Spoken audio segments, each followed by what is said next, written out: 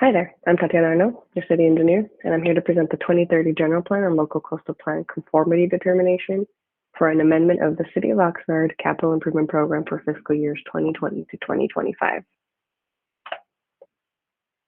So throughout this presentation, I'll start with an overview of the Capital Improvement Program, or what I'll otherwise refer to as the CIP.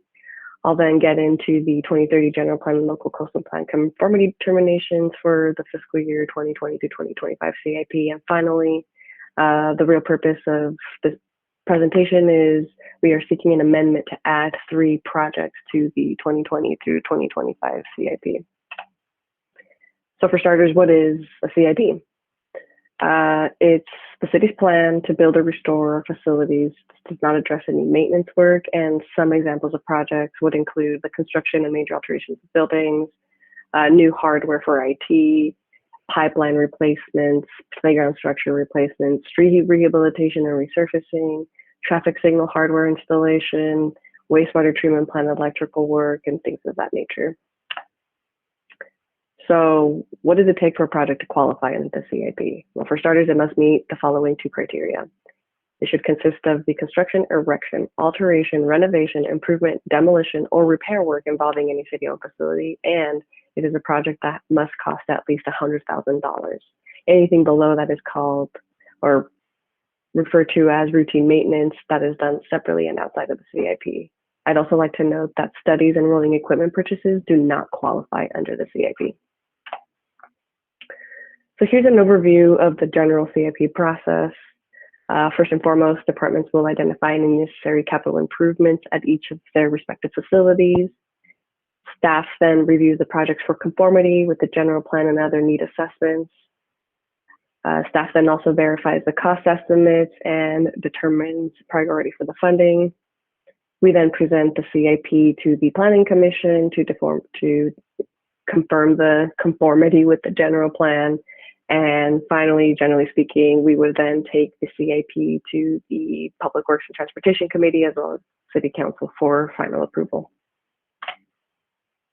So what is your role here, right? So in accordance with Government Code Section 65401, the Planning Commission is required to review the list of the proposed capital improvement projects for the ensuing fiscal years and verify their conformance with the city's 2030 general plan and any relevant coastal land use plan policies.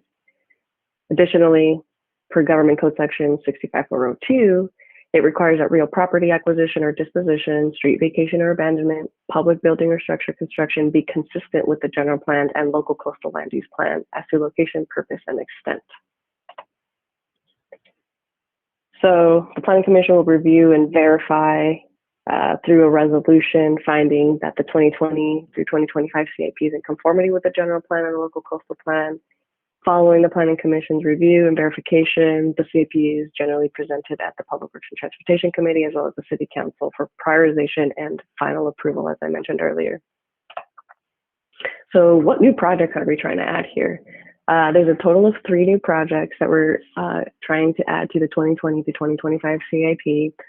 The first being the Ormond Industrial Area fiber expansion. What this consists of is adding fiber optic lines throughout the Ormond Industrial Area to provide high-speed internet access to the industrial facilities that are located within that area.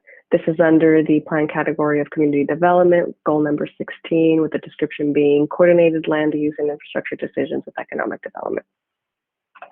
Similarly, we have another fiber expansion project, this time down Perkins Road. This would connect us to the advanced water purification facility and some other stormwater facilities down Perkins Road. We're trying to close a gap there. This is under the plan category, infrastructure and community services, goal number 1, with the description being provision of adequate facilities and services that maintain service levels with adequate funding. And finally, the third project we are trying to add is the Perkins Road parking lot improvements project. So again, this parking lot is actually located at the terminus of Perkins Road near Ormond Beach.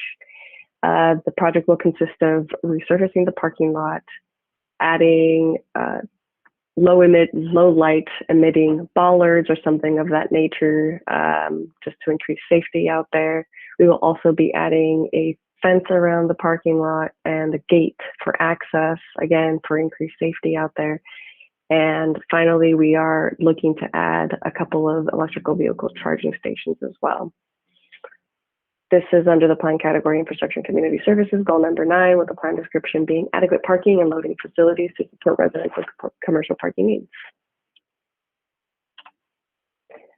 So staff recommends that the Planning Commission adopts the resolution finding that the proposed amendment of the capital improvement program projects for fiscal year 2020 to 2025 are in conformance with the City of Oxnard 2030 General Plan and any relevant coastal land use plan policies pursuant to Section 65401 of the Government Code. I'd like to note that as required by CEQA, environmental review will be conducted prior to construction of each of these individual projects, which have been identified with the staff report. Any environmental documents that are required will be prepared pursuant to CEQA as part of each individual project permit processing or at any other point as required by CEQA. We'd like to point out that the CIP General Plan and Coastal Land Use Plan Conformity Determination Report is not a project under CEQA. So again, we'll take each individual project and prepare any environmental documents as needed on an individual project by project basis. That does conclude this presentation. Thank you for your time.